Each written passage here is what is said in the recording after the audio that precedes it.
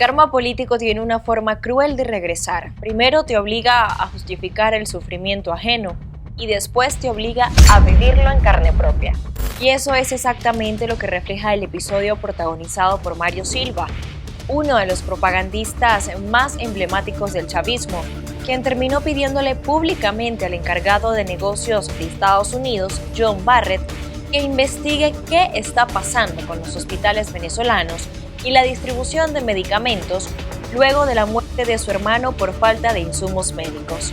La escena tiene una carga simbólica devastadora y un poquito sarcástica. Uno de los hombres que durante años convirtió el antiimperialismo en discurso televisivo, ahora termina apelando al mismo imperio para denunciar el colapso del sistema de salud que defendió políticamente durante décadas. Y lo más demoledor no es solamente el drama humano detrás de la declaración. Lo verdaderamente importante es lo que representa políticamente. El chavismo comienza a quebrarse desde adentro. Ya no son únicamente opositores denunciando hospitales destruidos, corrupción o abandono institucional. Ahora son figuras históricas del propio aparato oficialista quienes empiezan a experimentar en carne propia las mismas tragedias que durante años millones de venezolanos padecieron en silencio. El problema dejó de ser un argumento político y se convirtió en experiencia personal. Durante mucho tiempo el chavismo construyó la idea de que existían dos Venezuelas, la del ciudadano común atrapado en la crisis y la de las élites políticas protegidas por privilegios, acceso y conexiones. Pero el deterioro llegó a un nivel tan profundo que incluso figuras del oficialismo empiezan a chocar contra el mismo muro de precariedad que antes relativizaban desde la televisión estatal. Y ahí aparece el elemento más incómodo del poder. La revolución comienza a devorarse a sus propios defensores. Mario Silva no es cualquier militante. Durante años fue uno de los rostros más agresivos del aparato propagandístico chavista. Desde la hojilla transmitida por el canal estatal VTV, atacó opositores, defendió decisiones gubernamentales y ayudó a sostener la narrativa oficial incluso en medio del colapso económico, social y sanitario. Mientras hospitales venezolanos se caían a pedazos, mientras pacientes llevaban gasas, jeringas y medicinas porque los centros de salud no tenían nada, el discurso oficial insistía en responsabilizar exclusivamente a las sanciones y a la guerra económica. Pero el deterioro hospitalario venezolano no comenzó con las sanciones. El colapso venía de mucho antes. Corrupción estructural, fuga masiva de médicos, abandono presupuestario, destrucción institucional y desaparición de recursos públicos. Fueron años en los que organizaciones médicas denunciaron quirófanos paralizados, hospitales sin agua, plantas eléctricas dañadas, pacientes muriendo por falta de antibióticos y familiares obligados a recorrer las farmacias imposibles buscando medicamentos básicos. Y mientras eso ocurría, el aparato propagandístico seguía hablando de potencia sanitaria. Ahora el drama toca directamente a una figura del oficialismo y la reacción resulta casi trágicamente irónica. Mario Silva ya no le exige respuestas únicamente al chavismo, ya no deposita toda la esperanza en el Estado revolucionario. También está apelando al representante diplomático de Estados Unidos. Es decir, la revolución antiimperialista termina buscando supervisión, presión o atención del mismo país que durante años lo presentó como enemigo absoluto. Y esa contradicción no es menor. Durante décadas el chavismo construyó buena parte de su identidad política sobre el rechazo a Washington. Estados Unidos era el responsable de todos los males: la inflación, el desabastecimiento, las conspiraciones, la oposición y hasta la caída de la producción petrolera. El discurso revolucionario convirtió al antiamericanismo en doctrina oficial.